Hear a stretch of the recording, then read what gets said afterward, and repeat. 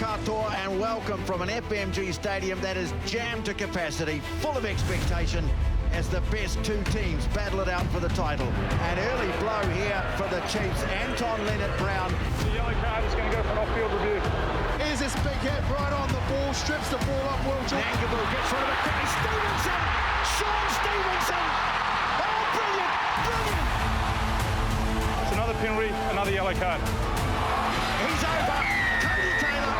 This is a result of your own ill discipline. Jordan sprinting onto it, gets a nice ball away. Dino, look who! Here come the Crusaders, and Mo'unga is in. Crusaders strike back. Nangabu, nice ball inside to Stevenson, gets it away to Narawa, and the Chiefs are in. Just the start they wanted. Well, now they'll have to do it without their skipper. And Taylor's in again. This to give the Crusaders the lead in the final. Drills it right down the middle. Richie Mo'unga. Almost inevitably, a breakdown penalty is going to have the final say in this match. Mo'unga. Up go the Blacks. And the Scott Robertson dynasty ends as it began.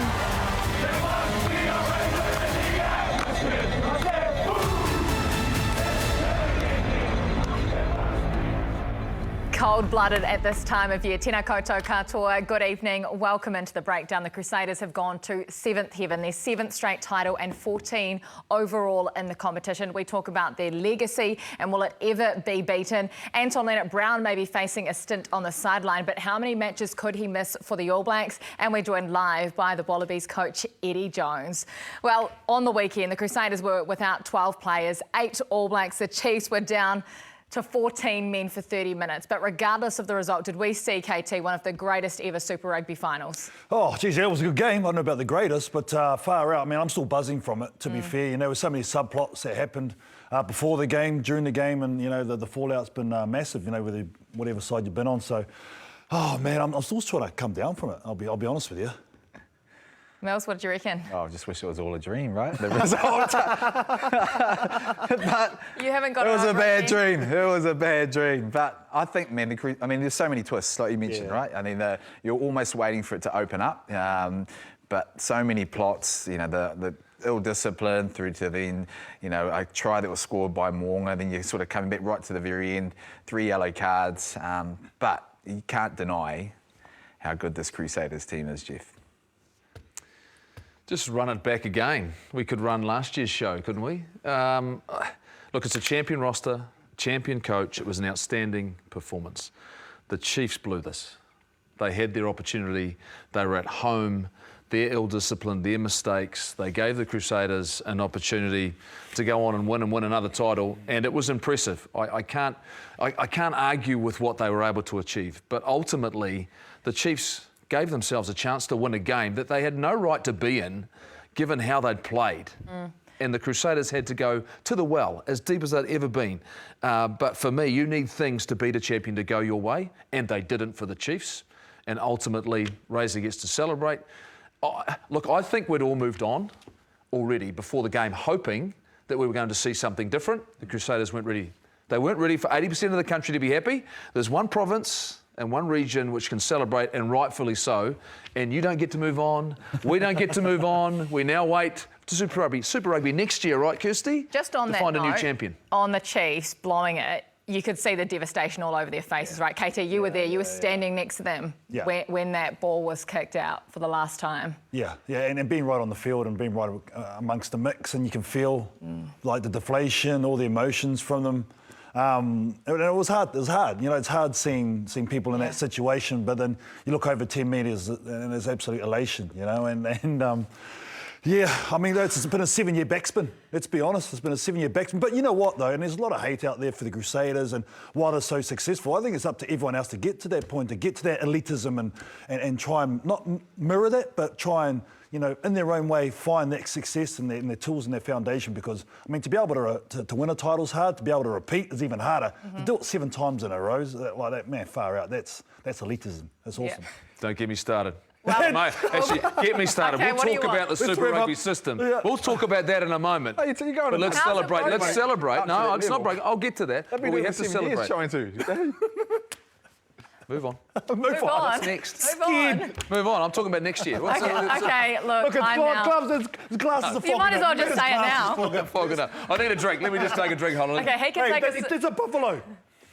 He can take a sip on his drink. We're about to talk Super Rugby with Nurofen, available at Chemist Warehouse for the final time. Yes, the greatness in this Crusaders outfit is undeniable. To put it into perspective, some great players of the game never ever picked up a title. I mean, Jeff, you're one of them. It's hard enough to win one, but to win 7 in a row under the same coach, he's never ever missed. You cannot deny them of this. I mean, will this ever be repeated in the professional era? No, it's not going to be repeated. I can tell you why. Because the most influential player in Super Rugby has actually left them as well, and that's Richie Mo'unga. So the best 10 playing in this competition with a coach and a roster and squad, and this squad is deep. But I can't argue with what they've created down there. But they've been allowed to create that. They've attracted the best talent. They've found new talent. You're not going to run it back again, though. This is not going to... I hear you what. I don't think they'll win the title next year. I genuinely do not think that this squad will win the title next year, but I will tell you what, I think it'll be the same 2 teams. I'll call it early that they're going to be in the Super Rugby final. But they had it arguably a better 10 when you had Dan Carter in there. It's the environment that's been created, right? The coaches, the players. I mean, Scott Barrett said yesterday, you're doing it for the man next to you. Those guys would kill for each other. One thing I sort of equate to for the Crusaders and why they've been so successful, they don't look 1 or 2 or 3 years down the track. You know, they're 5, 6, 7. I think that's where the Chiefs... That's what they're building now. Yeah. Clayton spoke about 3 years ago, they were absolute mud. And now they've gone to these finals, right? So they're 3 years deep. So I think they've got these young players. Next year, I think, like you say, we start seeing the ramifications and the results of that, and that's when it starts flowing on. So I think you're right there, Jim. I take it like, man, I mean, and don't get me wrong, I mean, the Crusaders has been successful, but I go a little bit further. I think the environment is also the back staff. Like every single time we've gone down, I'm not talking about, you know, the physios, I'm talking about everyone that's involved on match day and things. We've all been down there, right? Yeah. They're so welcoming. As much as you want to hate them, they are so welcoming. Not just one person or sort of... Look at how humble they were last night. Exactly, in but victory. but also they all get along with the team. Every member of the team knows who that back staff is. And I think back to, you know, our time, you sort of go, okay, well, they sort of sit there. But he's created this legacy built around not just the team, but the wider team. And I was really impressed, you know, every single time we go down there, how involved they are and what it means to them. So when they talk about our team, our family, you're not just talking about the guys that go out there in the field, the bigger squad, the physios, you're talking about everyone, and that's what they've created. Well, I get that. It's a difficult, challenging place to play, and they've set the environment and they've set the culture, and it helped them turn a corner, right? How do you win playoff games? How do you win titles, KT? If you think about how they've gone about it, what's been their biggest strength from their group and team? The leadership. Leadership? Yeah. What else? Their tight 5 and their Discipline. defence. Yeah, defence. Tight 5 and defence. You watch them, the way that they play the game, when it comes down to the business end of the season, their ability to suffocate the opposition, the fact they've got unbelievable discipline. We saw it last night. The discipline from one team hurt one side, the other team's discipline. They conceded only 5 yellow cards in the whole season, the Crusaders. That tells you how disciplined they were, how they managed the situations in game, and that's that leadership you're talking about. But the tight 5 has been a constant for them. Has been a constant. Cody Taylor last night, 2 All Black locks and a new tight head prop or loose head prop, whatever side you want to put to Mighty Williams. A foundation they've had in the middle. They've been able to use their scrum and line out. Line out last night, they had 21 line outs. Yeah. There was only 5 scrums in the game. They dominated the defensive side of the game. The Chiefs were only able to breach them, I think, 3 times in the entire contest. So ultimately, when I look at their side, and that's where culture comes into it. When you talk to a team, you always talk about defence. When you talk about culture, that's something they've had, and they've had the players been able to deliver it for a long period of time. This team also, from an outsider looking in, means more to them than the All Blacks. Look at Sam Whitelock last night. The doctor told him not to play. The All Blacks medical staff were saying don't play. He played a full 80 minutes for this team. Richie Mo'unga has said in the past that the Crusaders mean more to him than the All Blacks. This is what it means. This is what they've built. So is that a problem? Is this an issue? Oh, I think it's an issue. I mean, I'll ask you this question. I mean, yes, there were those great players, Dan Carter and Richie Mo'unga, who are part of a champion Crusaders side again. Actually, they weren't a champion side. They won, I think, one title there over that time. But we were a better All Black team. But in 2011 and 2015, we were the best team in the world. There's a period of about 6 years, and the Crusaders didn't win a title in that whole time. Is that a problem? I don't know. I'm asking the question. Yeah. What do you reckon? Well, I don't think it's a problem for New Zealand rugby, right? The fact that that could be the case, but I think they've created that. If it means that much to them, that's obviously why. I mean, we don't know the full extent of Sam Whitelock. There's obviously he's come through and he's fine. So they've got to make those. He said he's going to be in trouble with the medical stuff. Well, exactly, but I think it goes back to our point, right? What an environment. If you create an environment like that, similar to the All Blacks when they're dominating, if you create an environment like that, people care so much about it, of course they're going to want to play it before anything else. I think that in the case of Sam, he deserves to do what he wants. He's done everything for New Zealand rugby, whether it be at the top level, winning World Cups, and it's his last game for his franchise. If he wants to play for his franchise, I think that guy in particular deserves to make that call. It's like Ali Savia going and playing fullback at club rugby. Peter Rupu's sneaking off and playing a game of club footy as well. Jerry Collins, those guys playing a game of rugby league every so often and on the Sunday as well. Like the passion and desire to go out there and play. Sam Whitelock 100% deserves the right to say, you know what, I'm fit and available, want to play, and I want one more run around. Now look, I know that might not be ideal, but that once again comes to that point. We need to transfer that passion, whatever it might be, and that determination to get us to the next level. But, they're going to when Razor's in there next year, right? You can see it coming. He's going to transfer the same thing. Yeah, and you know what? Sammy's been out for a couple of weeks, so maybe he needs a bit of a run before he hits internationals. You know what I mean? So it's not to say it's going to be derogatory to what he's doing, He's had 80 minutes of really tough football, close to international code. Watch me start pretty soon. OK, well, time to get stuck into the next topic, and this one is not going to be any lighter. Yesterday, during the referee medal presentation, they were booed by the local fans, and there's three things that are stirring people up. The first one is the Anton Leonard-Brown yellow card. Should it have been a red card? He's since gone to the Judiciary and has been cited. The other two, the forward pass missed by Jack Goodhue, which led to a try before half-time, and the TMO intervention when Damien McKenzie was offside, Jeff. Some big moments in this game. Were they right? Were they wrong? I think when you look at it is the fact there's the forward pass is a big miss. I'll give you this. That'll be a red card at the Rugby World Cup.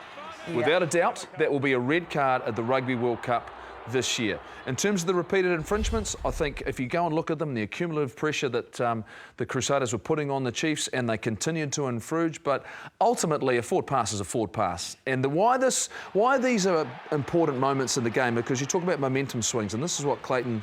do we all agree that's a forward pass? The definition is the ball has to go from the back motion. That's forward by... that's Aaron Rodgers forward, right? That's Ryan forward. Yeah, and ultimately what's happened on the back of this is they've gotten in a position off the set piece, resulting they've gone and scored a try off it. So they've gone from having a set piece themselves, which they had very little of in the game, Mills, to the Crusaders. But I think in terms of the fans, now, and we were there at the game, that moment and then another moment that happens in the second half on a technicality around Damien McKenzie, it's if you can't pick up that, but you can pick up this, when you're at the ground, you're going, what's just happened? And I haven't seen this all season. Yeah. But you've picked it up in the final and disallowed a try, which is a remarkable try. And the result from this is, guess what? It's a kick to the corner, it's a line-out drive, and the Crusaders score. So when you talk about momentum shifts, and I think that's where the crowd, they've seen yellow card, forward pass, turnover, yellow card, game gone. They've got swept up in the emotion of that, and they've found it incredibly frustrating. But the thing is, the TMO can't rule on that forward pass. No, he can't. That's the difference. He can on that line out, but he can't on that forward pass. But he can only... So if there'd been two more phases, and this is where it gets challenging, if there'd been two more phases after that line break, he wouldn't have been able to go back to Damien McKenzie being inside the 10-man line. But ultimately, that's a responsibility of the ARs is to pick up the forward pass and the offsides for the player teams being back. And if that had been picked up straight away, blown a whistle, try never get scored, no one's worried. Unfortunately, what's happened is one of the best tries of the year has been ruled out for the home team and would have given them a significant buffer. 3 yellow cards from 3 All Blacks. Anton Leonard-Brown, Luke Jacobson, and then this one to Sam Cane in the final 10 minutes, Mills. Is that concerning that 3 of our All Blacks, are we going to get away with this stuff at the Rugby World Cup? Well, I think decision-making in the heat of the battle, I mean, these are big moments. He's definitely offside. The ball's not out. He's coming from the side. And that is, I mean, you know, who's that? Lester Fane, I know, so it's Leo Willie, isn't it? He picks it up. You know, then you've got Narawa offside too. That's definite, you know, infringement. So he could have actually scored. Should we be concerned? I think, you know, you've got to take it in the context of the competition and also where they're at. This is massive. You know, they're under the pump. They've already sort of got one, you know, a bit of pressure under them. I think they'll make better decisions. Hopefully they don't get into the place where we're chasing a game. So, but the game wasn't over then. No. There was still a good 6 minutes left. There was a lot of time left in the game, KT. And then they still had a penalty shot at goal, which could have got them in front. I'm interested in your thoughts on whether or not maybe it was a 54, 55-metre kick. He'd made one the week before. But ultimately, the way they played the last 3 minutes as well for me, Sam Cane wasn't on the field at this point as well, is actually they should have actually still played some territory, because your best way to get a penalty would have been to play in the right part of the field. The Crusaders' defence line was 13 up the front. You tried to play when they were never going to let you play. You sort of forced them to actually go, you come back at us, maybe break up the defence with a counter-attack. Ultimately, they presented them with an opportunity at the end. But that's what you were talking about right at the start of the show with the Crusaders and their leadership and their championship minutes. That's what they bait you into do. They set it up. You go do this, we're going to dare you to do it. And exactly what they did, and the Chiefs fell for it, you know what I mean? And that's the difference between those two teams in those moments. Just quickly, going back to Anton Leonard-Brown, what happens now? Do we see him in the Rugby Championship? Does he miss a few games? I mean, they've said that met the red card threshold. He'll plead guilty, right? You'd have to. I mean, he's missing games. It just depends how many. Have we ever seen it when it's sort of been down, it hasn't been picked up as a red card, and then they've gone and he's been picked up in the absolutely. judicial? It has been picked up by the judicial. So it's reached the threshold. It's a red card. I'm guessing good behaviour. I couldn't find anywhere where he's had a previous record of being in front of the judiciary. So, I mean, but he's going to miss some time. Yeah. And in that situation, like, he should know better. I know he's trying to make a difference in that situation, but you've got to get your tech right. That hurts. They really, really hurt him. OK, well, time now for the match stats. Let's take a look at them and what the penalty count was looking like, right? 15 to 8. Look at time in opposition 22. The Chiefs, they killed themselves, didn't they? Well, they did, and I think that's probably flattering, that 15-8, because it brought it back. I think the killer was it was 7-0, you know, at one stage. And when you talk about trying to get your match together and getting those sort of set pieces, which have been very good this year, the Chiefs. I mean, it's just hard. I mean, you're in a grand final against the best team in the last decade. I mean, it's hard to come back. I think because of the penalties they gave away, it allowed them to spend that time in opposition 22, which led to the set-piece tries, right? So once again, it comes down to discipline. How much rugby did the Crusaders actually have to play to win this game? They didn't have to play much at all. They scored one great try, Richie Mo'unga off a fantastic break down the left-hand edge. They had a numerical advantage in that, and 2 line-out drives through ill-discipline, territory. You know that's going to hurt you. Any game. But I record advantage for 50 minutes of the game. What's the one team you don't want to give? That's tough. And so you've got to give it to the Chiefs also to get themselves back to be able to win it. But I reckon it was the timing of that missed forward pass just before the half. You know what I mean? Like, they had the momentum. If they go down the other end and score, it's a very different game going into half-time. More importantly, the Crusaders don't score. Yeah. They don't have to score themselves. The Crusaders don't score. Massive, man. That was massive in the context of that final.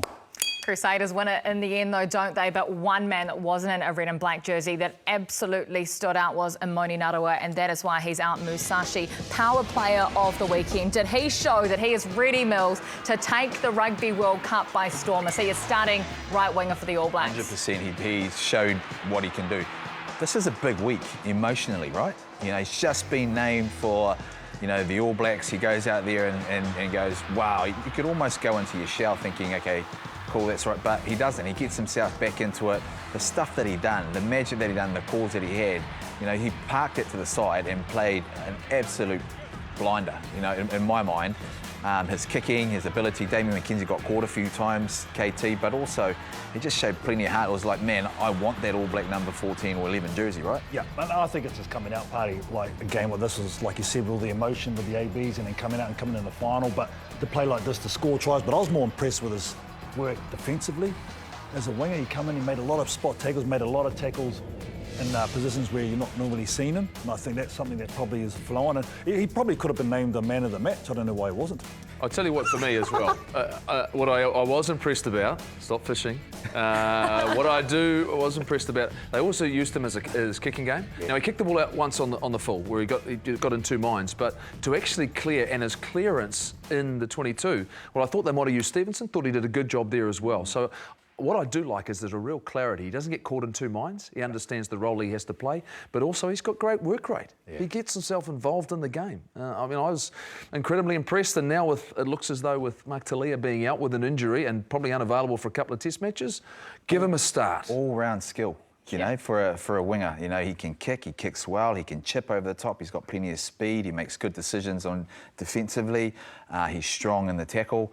That's kind of what you want. That's a lot of safety sort of things. Automatic selection? Well, I hope he gets a shot, you know, the first test. Well, we spoke about it last week when we had the naming on here. Some guys are going to have another opportunity of another week to put their hands up. And that's exactly what Mr. Number 14 did last night in Narawa. Well, the 2 best controllers in the game went head-to-head. Our Gillette head-to-head today is Richie Mo'unga against Damien McKenzie.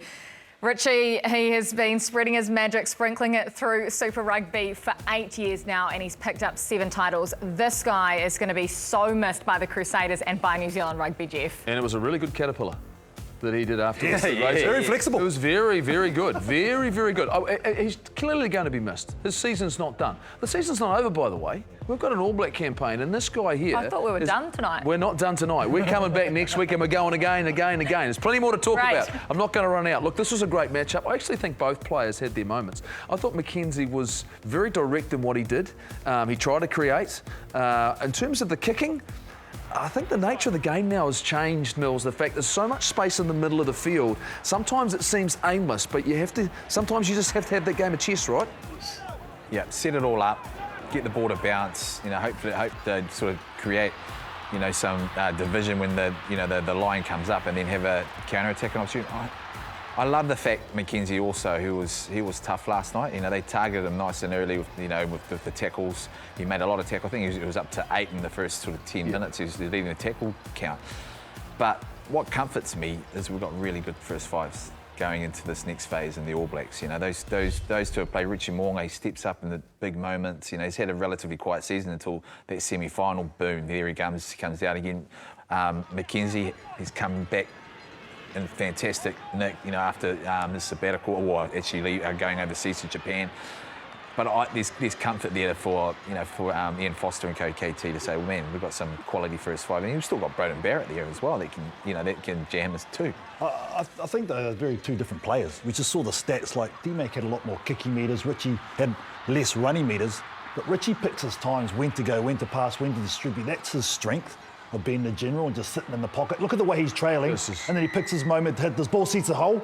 There we go. I'm going to eject myself right there, and that's the beauty of Richie Mo'unga. He's the best flatline attack player we have in the country when he's going forward, totally. And he gets a little bit of momentum. So now the job for us is, as an All Black side, is to give him a platform with some momentum going forward. Get us over the advantage line. Get us carrying forward. Allow him to take it to the line and create. We'll see the best of him. This is what you said last year, right, Mills, that the All Blacks weren't necessarily playing a game plan for him to be at his best compared to what we've been seeing in Super Rugby. Hand it over to him. Why is he so dominant? 7 titles, you know? This is his team. He controls it how he wants it to be controlled. He can't be going into this, this next phase of the All Blacks thinking, oh man, I'm trying to start myself into a position. I don't think, you can't afford to have that, especially with your 10 and your driver. Yeah. It's got to be his team and the way he sort of plays that. So, I hope that. So I think he's our 10. I think in terms of what he's done and how he's played, you've got to hand it to him. Yeah, I think he's earned that right this season, right? And I think he's got a coach now in Jason Ryan who knows what he needs. So he's going to try and get a 4-pack that's going to give him that platform at that All Black level, I think.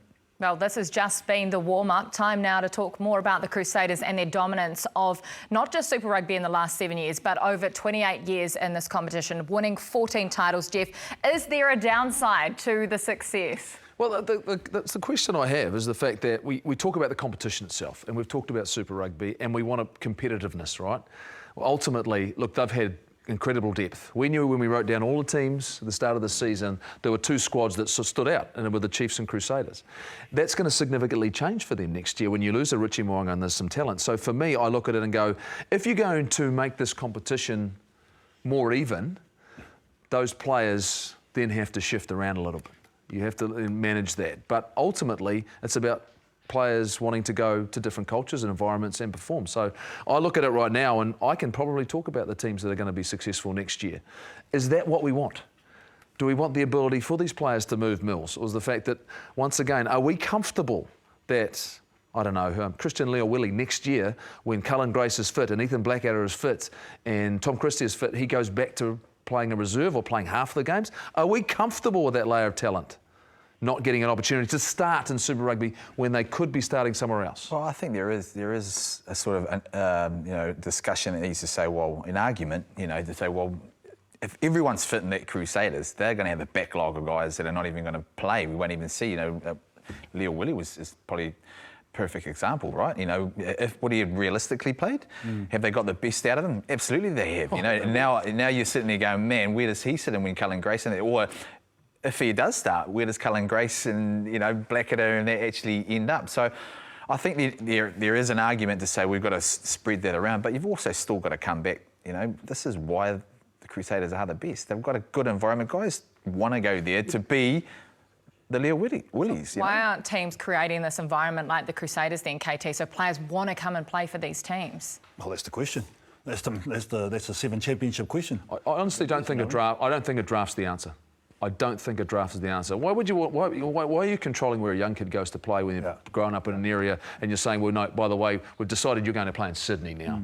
No, I think we need to open up. If you're going to open up, you actually need a window where we have to have eligibility in this competition. And New Zealand are playing in Australia. If you want to get that, absolutely. You're playing in the same competition, right? Available for the All Blacks and the Wallabies, the same competition. You want players to be in an open market. You create, I think, a more competitive market through salary caps, which is what the NRL does so well. It gives you an opportunity to sign players. These are players, no one moves. The squads are going to be the same when we see at the end of the year.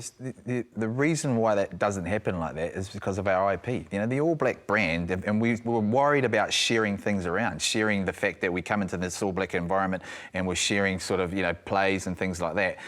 That's the downside. But I think in terms of the competition itself, I agree with you. It needs to open up in terms of, if you're Australian, you're eligible for the Wallabies, you can play in somewhere like Japan, or as long as it's in the same competition. I totally agree with that. Even Moana Pacifica, that'd be nice if some of the players want to go play for them. Absolutely. I mean, evenness, competitiveness, the fact at the start of the season we're not looking at it and going, who's clearly got the depth? The Cinderella stories, we've had the odd one. And the Highlanders in 2015 in a World Cup year was one of those, but they still had some guys who were All Black quality who came into it. So I just think we've got to look at it, but I don't think the draft is the way. I think it's in terms of salaries and how you manage that. Well, you cannot deny the Crusaders their success, can you? Scott Robertson spent 24 years at Rugby Park, first as a player with the Crusaders, coach of Canterbury, and then as a coach of the Crusaders. He's won 11 titles. It is absolutely remarkable for Razor Ray. Razor Ray. What does the R stand for? It stands for reputation. You build your reputation over time, and when you've got 6 titles in 6 years, not to mention countless players going on to higher honours, well, he's definitely earned his. What about the letter A? Admirable.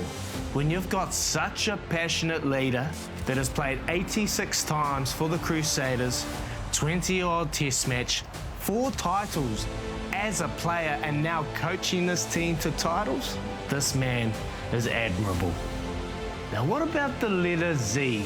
You know that sound you make when you're a little bit sleepy? All you Super Rugby fans are sick and tired of this Crusaders dominance. Razor will continue to put you all to sleep. And the dynasty continues. The letter O, overjoyed. How can you not be overjoyed when you watch this man? Do you ever know a coach that breaks stances on the field? That's my coach. The final letter, the final piece of the puzzle.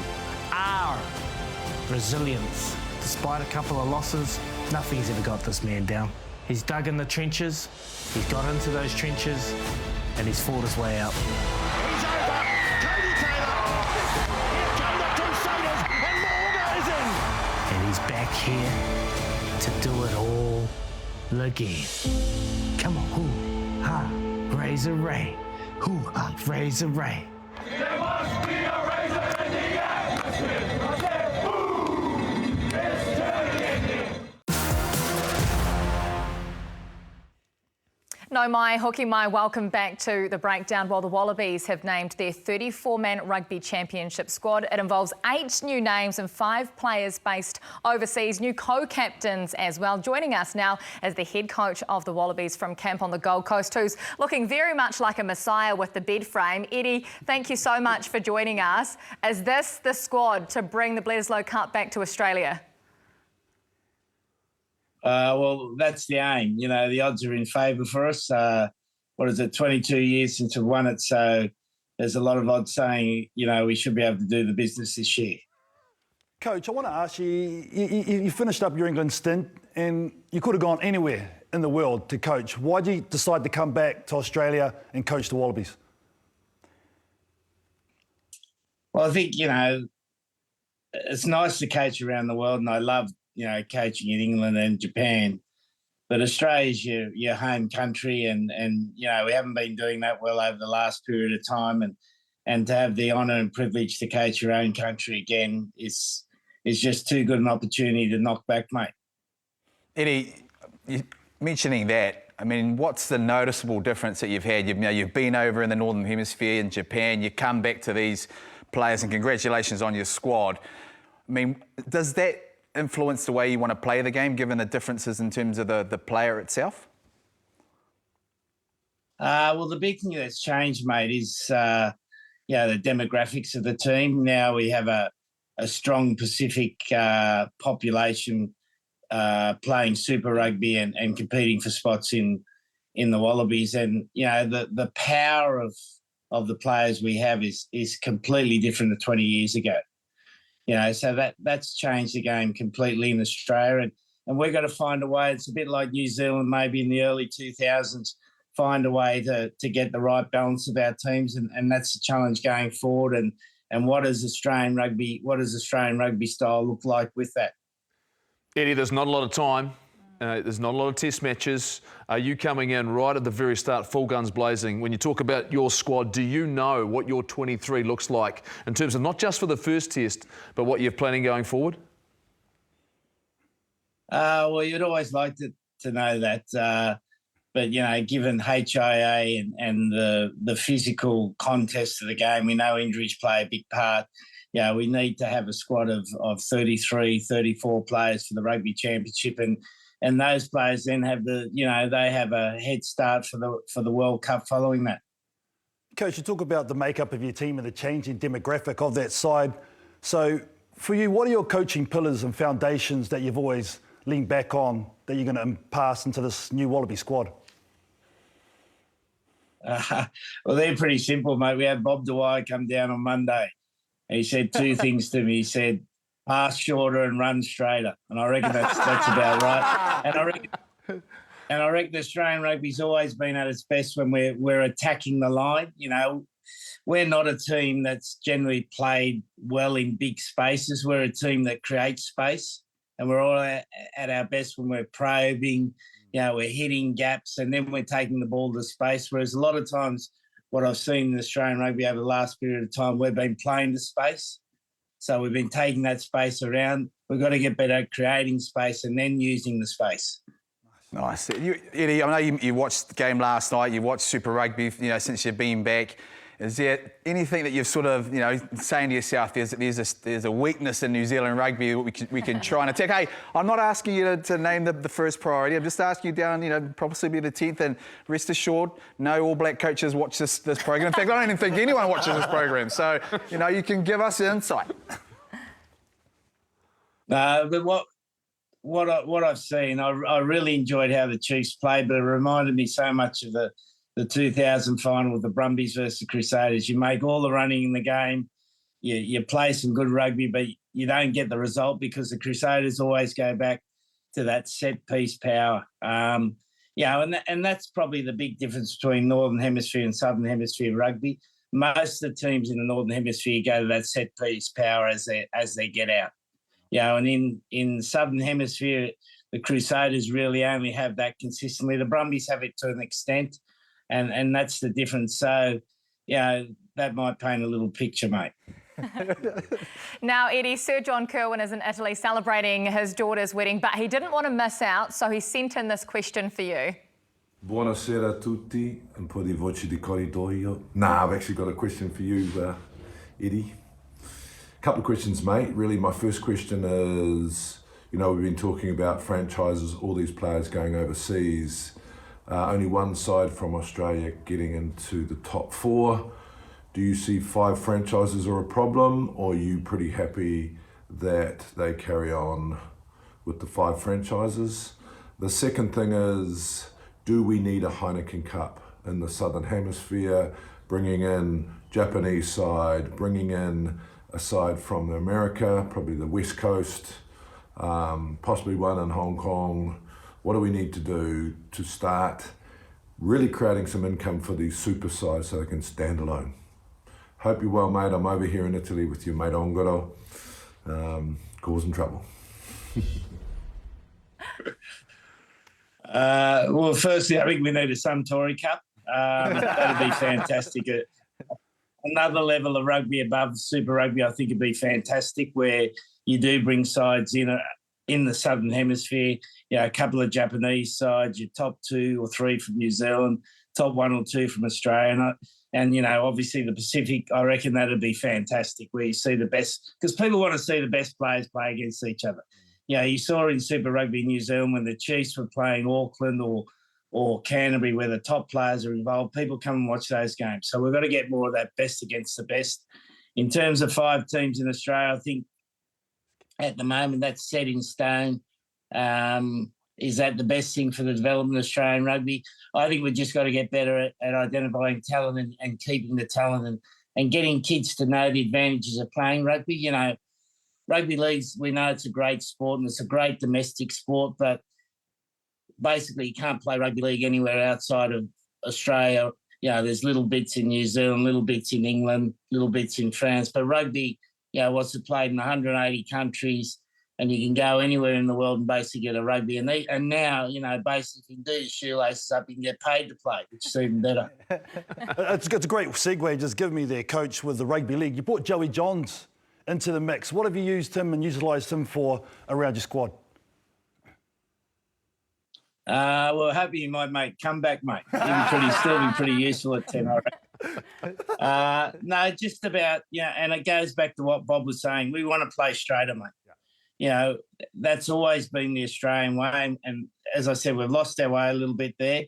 And Andrew Johns, I've never seen a guy who understands that part of the game better than him. And he's, just the little tricks he does with his eyes and his feet. And, we've got a young bloke in Carter Gordon who's only played 15 Super Rugby games. So to have like 35 minutes with the Maestros, going to be invaluable for his career. Eddie, I just wanted to touch on the eligibility laws. Why have you opted to pick players from overseas? We've got Richie Mo'unga and other strong players heading overseas next year. Do you think that it's something that the All Blacks should be looking into as well? No, I think Richie should dedicate himself to the Sheba. he's gonna have his work cut out there playing against Suntory, so he needs to concentrate on that. You don't need him back here. Look, we want our best players to play in Super Rugby, but we've also got to understand that there are opportunities for players to set themselves up for life playing overseas, and I don't think we can take that away from them. There's a picture of Marika Korobetti. We don't know his family situation and what he needs for his family. So to make judgments that they have to play in Australia just 100%, I think is just a little bit too restrictive. I think we need to keep open the option of guys who have played, and done their service in Australia and New Zealand playing overseas. Eddie, I just want to ask, you talk about the rugby league side of it. It's a massive getting Joseph Swali'i over in terms of that. and awesome for rugby in itself because it was a real big talking point. But are we expecting that, given the competitive market you guys have over in Australia, that you guys are really trying to hone in on some more rugby league players? Yeah, we got about 3 or 4 that are ready to sign, mate. Big names too. Big names. I can't tell you now, but no, I think it adds to the competitive tension. You know, if you open the Daily Telegraph in Sydney, you know, you've got to go to the last page, and even the last page now has probably got lawn bowls on instead of rugby. So we need to get rugby back competing as a winter sport. And by signing a guy like Suriali, it helps that. If we sign 2 or 3 others, it'll help that. And it'll also show kids who, a lot of the kids now, you know, go to a big private school, and by the time they're 15, you know, if they're good readers of the game, they catch and pass. You know, they've got a Rabbitohs contract or a Rooster contract in front of them. And the inevitability of that is hard to stop because we're competing against 17 clubs that all have the recruitment budget of Rugby Australia.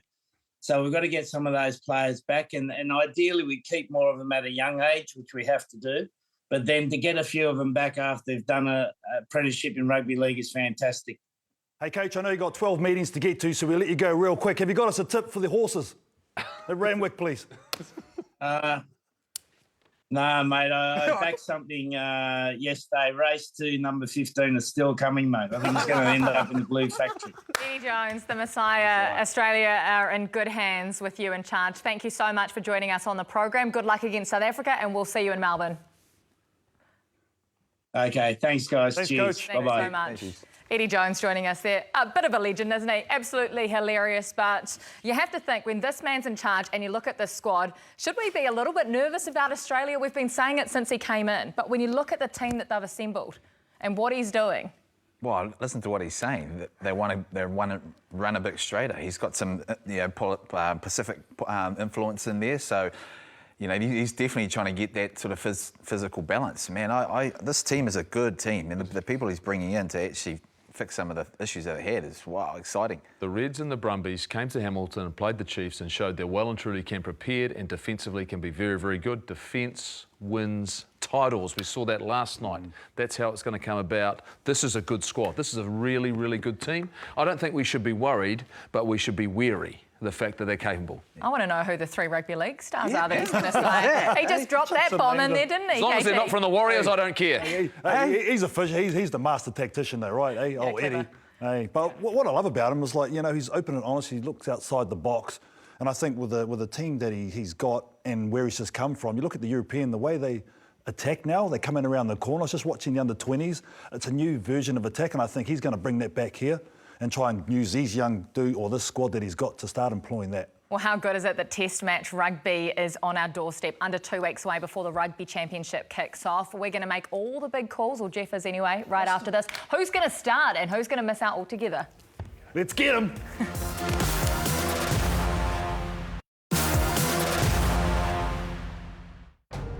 4 of the world's greatest rugby nations come together to see who rules the South. From the Andes, where the puma is feared, Argentina! to the High Veld, a place where the air is thin, It's sailing, over! and the Springbok run. Across the outback to the MCG, where the Wallaby are at their winning best. Try scored! Te Ika a Maui, a harsh environment for any that travels. 50 up for the All Blacks! Glory, momentum, a chance to impress before the Rugby World Cup.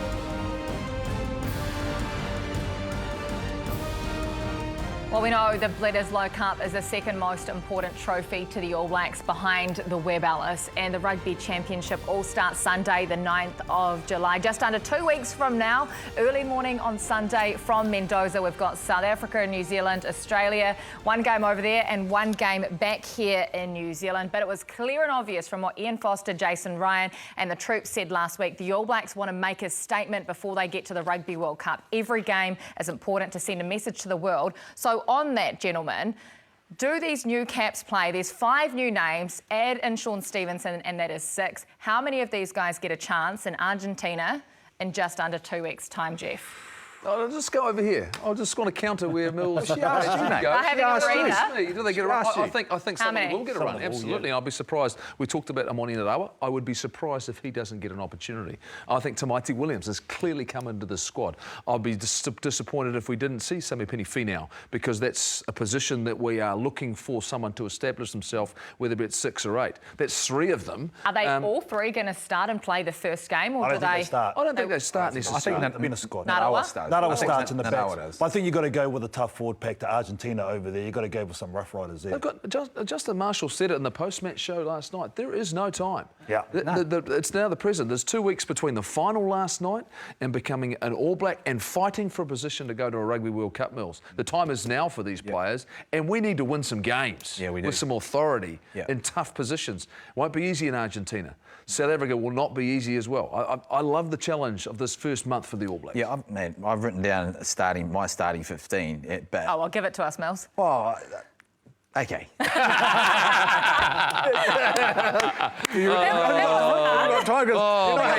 No questions. You can't come back at me with questions. You can't come back. Okay, so Starting 15 for I've got De Groot, Taylor, Lomax, Retallick, Vey, because I think Whitelock gets rested, okay? And then I've got Barrett on the blind side. Kane, who's obviously the captain. Artie at the back. Smith, Mo'unga. Barrett, that's Geordie, and Ioane in the centres. Whainganuku, Narawa, and obviously Jordan. I think Jordan goes at the back. And so I think a lot of those guys that you mentioned, Roygaard even, they might sort of just say, hey, let's put them in the reserves and get them on. So no feedback, okay? No feedback. Well, we'll definitely give you feedback. I mean, do you think they play? Do you think it's... if you're going to find out about Cam Roygaard, he has to have some opportunity. And the reality is that the first test match might be that. I don't think so. I don't think you have Roygaard there. I think you get him in the environment, you get him up to the mix. I think maybe he makes it 23, but I don't think you start him in Nagi and give him a bit of time maybe in the second half. But I think you need to set a solid platform, and I think that's what we see initially. Tamaiti Williams is a given for me. Is he a given for everybody else? He's played a lot of time, though. You know what I mean? Mate, he's a young man. I mean, I saw everything I wanted to see out of a young man last night. In a pressure environment, the set piece, the fact that the set piece there weren't a lot of scrums, but his size, his ball carrying, and when he's ball carrying, I think for me, I think he's an absolute given. Yeah, we talked about Amoni Narawa being the star of the Rugby World Cup, but this guy, Jason Ryan, said to me last week, he's going to change the game. Yeah, but I think you have those starters like Millsy has, and then you bring him on to solidify the scrum and then turn the old knife a little bit, you know, and then see what he's got and armour him up. But I don't think you start him just because of the minutes he's played this season. No, I think they all come off the bench. I mean, Roygaard, Tamaiti, Sammy Penny, all those, they've got to get a shot because you know what, they've got to get a result. That's a team that I named, hell of a good team, I tell you that. And they it's easier to play in front than come from behind. Right, I'll tell you what, I'm going to throw it in right now. I'm changing our number 8. Oh, I'm changing our number 8, and I'm actually changing the makeup of our bench, and I believe that's how we'll win our Rugby World Cup. And I'm looking at around the world and the globe and the way the game's being played and the nature and the physicality you need. And if you want to be a defensive and dominant team, your loose forwards have to be big men. And you look at all the top sides around the world, their number 8s are big men. When we moved Artie Savia to number 8 because we didn't have a solution in that position, we wanted it on the field. Specialists and specialist positions for me. I'm looking at a guy like Luke Jacobson on his performance last night, his consistency, his size, his ability to hit and continue to carry. I'm looking at a change. I want impact from the bench. And it's Artie Savia. For me, I'm looking at Luke Jacobson. I saw a right shoulder, a left shoulder, a carry, a hit. Everything I wanted to see from a number 8. I'm changing the dynamic of what we're looking for. If I go back and look at our success, what did we have? We had Richie McCaw, we had Kieran Reid, and we had Jerome Kano. All could hit, all could carry, all had relentless physicality through the course of the 80 minutes that they played. Who's at 6 then? I'm going with Shannon Frizzell right now. I'm bringing size, once again, impact, carry, defence, get over the advantage line, short passes. You've heard Eddie Jones. Carry and strong. Jason Ryan talked about physicality. Concrete shoulders. Concrete? Yeah. They want people that can hit. Yeah. That's where it'll be won in the north. Yeah, I see your point. The thing is for me is you've got to get your balance right. I mean, our strengths and the loose forwards is that. Okay, there's a bit of that, but you name 2 players, you know, Rito and also Jerome Kano, along with Richie. 2 of those players can actually play a skill set that a back can play. We haven't kind of got that. We need to keep in what you're saying. I understand, but I think you've still got to have a mix of someone that can actually play out a little bit wider, has the skill set of a back. The downside that we've had over the past is we haven't been able to replace those particular players, you know, Jerome's and Yuritos, you know, with that type of style. And I don't think going into and copying, you heard what Jason Ryan said, we've got to play to our strengths, and that's open rugby with a little bit of balance. So when you've got Kane in there, he's going to give that. You know, Artie probably brings that for me. You know, when I mentioned Barrett, I mean, they bring hard physical game, but Artie brings that little bit of extra when he's been able to break tackles, leg drive, and let the other guys, you know work on the harder stuff. This sort of stuff. You know, big moments in the game. I don't think we can just rely on a defensive effort just to get us through that. I think we need size and we need the ability to just carry over the advantage line in tight spaces. Look, Artie is a remarkable athlete. The one thing he plays full on for 80 minutes. The last 30 minutes is when we'll win test matches. And his impact off the bench, I think, would actually be greater than his first 60 minutes starting. I honestly believe that. Like another couple of positions, like a Damien McKenzie coming off the bench and making that sort of impact. Yeah. What's a perfect example? Because then you're going to get into the mould of when do you put him on? Is it when we're winning, or is it when you're losing to get him on? Because the reason I asked that is because he could possibly sit there and not even come on for the last 10 minutes. Then you're asking him to a heck of a lot. So he can come on, and I 100% believe for 10, 15, 20 minutes, if you ask him to replace Sam Cane, absolutely. I have no issue with that in the 7 position or at number 8, depending on what you're needing. No issue. He played at 7 the last couple of games. He's played 6 for the All Blacks. I mean, but I think the pure size. I'm looking on both sides of the ball, and I look at what Ireland have, what France have. It is size. South Africa, what we're going to face in a quarter-final. Those 3 teams, that's the first test. And Rob Valentini will find. And Valentini for the Brumbies against the Chiefs was awesome. These are big men, guys who are 112, 114 kgs, who shift. And they don't need footwork. There's no footwork required here. It is, I've got the ball and I'm going forward. That's what you need. We need players who can get over the advantage line to unleash these players, these backs that we've got. Yeah, and I think, like we saw, this is the semi-final, right? With Valentini, he doesn't lose that contact area. He's always falling forward, does he? You know, and that's what you're talking about. And I agree with you in that sense. He needs someone to carry. Look, that's 5-6 metres over the advantage. That's fast ball. Fast ball. That's not fighting for 2 more metres. That's hitting the ground, deck and gone. And then that's what Jason Ryan's looking for. You know, that's why Talatui and Neil Willie have been so effective in these finals football, right? Because that's all they do, get over the advantage line, hit, and then just do their jobs over the ball. But I still think, don't ever go Wellington. Don't ever go Wellington. Ever again, my mate. He's just dropped New Zealand Rugby's best player. He's just had his schedule. All his games are in Wellington next year, eh? You start Artie, though. That's all I'm saying. Hold on, you told me before the show you agree with me, and all of a sudden you're flipped. I agree with you saying with the carries. I still agree with you. Remember, Artie can play fullback. What a surprise. He can play fullback as well. Well, he did. Hey, get the jandals out. Flip-flop. One last question before we settle things down for the night. Is Barrett and Retallick or Barrett and Whitelock the best locking combination, or do you still stick to the tried and true? Mate, you got how many guys have played how many tests together and are 2 legends? You don't muck around. You don't muck around with that ingredients, mate. Leaving them, Mills? I think you leave them, but I think the Barrett plays a big role in 6. You know, and if Whitelock's not quite ready, you're chucking him in there in the. Bodie Barrett starts at fullback, by the way. Guess what? I've got Sam Whitelock coming off the bench. He's off the bench next week. I've got Sam Whitelock off the bench. There you go. You watch. Who do you start? Barrett and Retallick. That's us. Good night. These guys will keep arguing. I've gone.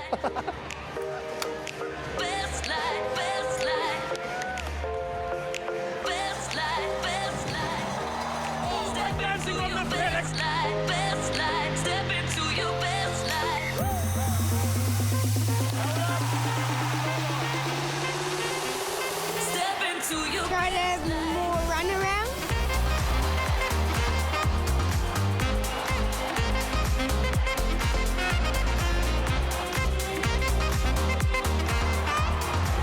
Up the man now!